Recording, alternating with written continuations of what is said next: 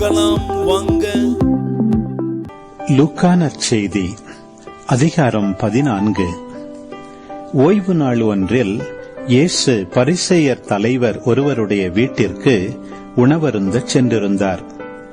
அங்கிருந்தோர் அவரை கூர்ந்து கவனித்தனர். அங்கே நீர்க்கோவை நோயுள்ள ஒருவர் அவர் முன் இருந்தார்.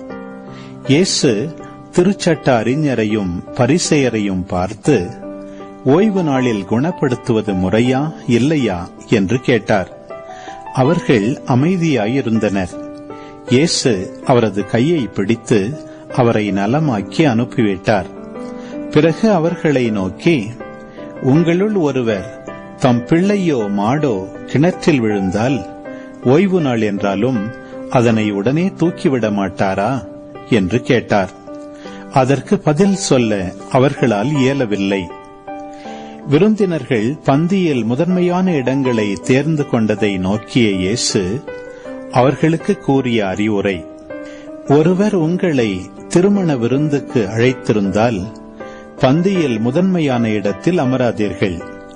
ஒருவேளை உங்களை விட மதிப்பிற்குரிய ஒருவரையும் அவர் அழைத்திருக்கலாம். உங்களையும் அவரையும் அழைத்தவர் வந்து உங்களிடத்தில், இவருக்கு இடத்தை விட்டுக் கொடுங்கள் என்பார். அப்பொழுது நீங்கள் வெட்கத்தோடு கடைசி இடத்திற்கு போக வேண்டியிருக்கும். நீங்கள் அழைக்கப்பட்டிருக்கும் போது போய் கடைசி இடத்தில் அமருங்கள். அப்பொழுது உங்களை அழைத்தவர் வந்து உங்களிடம், நண்பரே, முதலிடத்திற்கு வாரும் என சொல்லும் பொழுது உங்களுடன் பந்தியில் அமர்ந்திருப்பவர்கள் யாவருக்கும் முன்பாக நீங்கள் பெருமை அடைவீர்கள். தம்மைத்தாமே உயர்த்துவோர் யாவரும் தாழ்த்தப் பெறுவர், தம்மைத்தாமே தாழ்த்துவோர் உயர்த்தப் பெறுவர். பிறகு தம்மை விருந்துக்கு அழைத்தவரிடம் இயேசு, நீர் பகல் உணவோ இரவு உணவோ அளிக்கும்போது உம் நண்பர்களையோ சகோதரர் சகோதரிகளையோ உறவினர்களையோ செல்வம் படைத்த அண்டை வீட்டாரையோ அழைக்க வேண்டாம்.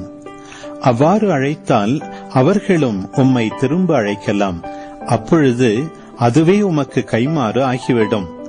மாறாக நீர் விருந்து அளிக்கும் போது ஏழைகளையும் உடல் ஊனமுற்றோரையும் கால் ஊனமுற்றோரையும் பார்வையற்றோரையும் அழையும். அப்போது நீர் பேறு பெற்றவர் ஆவீர். ஏனென்றால் உமக்கு கைமாறு செய்ய அவர்களிடம் ஒன்றுமில்லை. நேர்மையாளர்கள் உயிர்த்தெழும்போது உமக்கு கைமாறு கிடைக்கும் என்று கூறினார். இயேசுவோடு பந்தியில் அமர்ந்தவர்களுள் ஒருவர் இவற்றை கேட்டு அவரிடம், இறையாட்சி விருந்தில் பங்கு பெறுவோர் பேறு பெற்றோர் என்றார். இயேசு அவரிடம் கூறியது: ஒருவர் பெரிய விருந்து ஒன்றை ஏற்பாடு செய்து பலரை அழைத்தார்.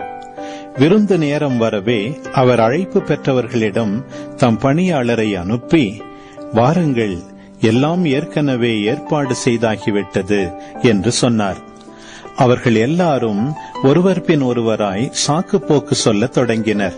முதலில் ஒருவர், வயல் ஒன்று வாங்கியிருக்கிறேன், அதை நான் கட்டாயம் போய் பார்க்க வேண்டும், என்னை மன்னிக்க வேண்டுகிறேன் என்றார்.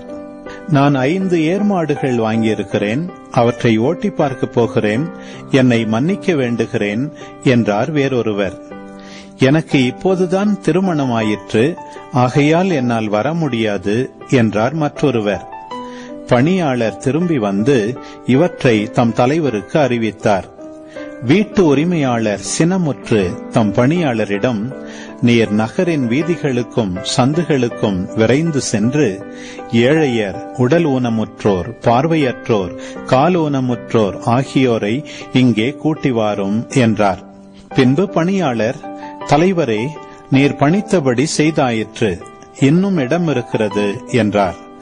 தலைவர் தம் பணியாளரை நோக்கி, நீர் வழியோரங்களிலும் நடைபாதைகளிலும் போய் எனது வீடு நிரம்பும் அளவுக்கு மக்களை வற்புறுத்தி கூட்டி வாரும். அழைக்க பெற்றவர்களுள் எவரும் என்னுடைய விருந்தை சுவைக்கப் போவதில்லை என உமக்கு சொல்கிறேன் என்றார். பெருந்திரளான மக்கள் இயேசுவோடு சென்று கொண்டிருந்தனர். அவர் திரும்பி பார்த்து அவர்களிடம் கூறியது: என்னிடம் வருபவர் தம் தந்தை, தாய், மனைவி, பிள்ளைகள், சகோதரர் சகோதரிகள் ஆகியோரையும், ஏன் தம் உயிரையுமே என்னைவிட மேலாக கருதினால் அவர் என் சீடராயிருக்க முடியாது. தம் சிலுவையை சுமக்காமல் என் பின் வருபவர் எனக்கு சீடராயிருக்க முடியாது. உங்களுள் யாராவது ஒருவர் கோபுரம் கட்ட விரும்பினால் முதலில் உட்கார்ந்து அதை கட்டி முடிக்க ஆகும் செலவை கணித்து அதற்கான பொருள் வசதி தம்மிடம் இருக்கிறதா என பார்க்க மாட்டாரா? இல்லாவிட்டால் அதற்கு அடித்தளமிட்ட பிறகு அவர் கட்டி முடிக்க இயலாமல் இருப்பதை பார்க்கும் யாவரும் ஏளனமாக, இம்மனிதன் கட்டத் தொடங்கினான், ஆனால் முடிக்க இயலவில்லை என்பார்களே.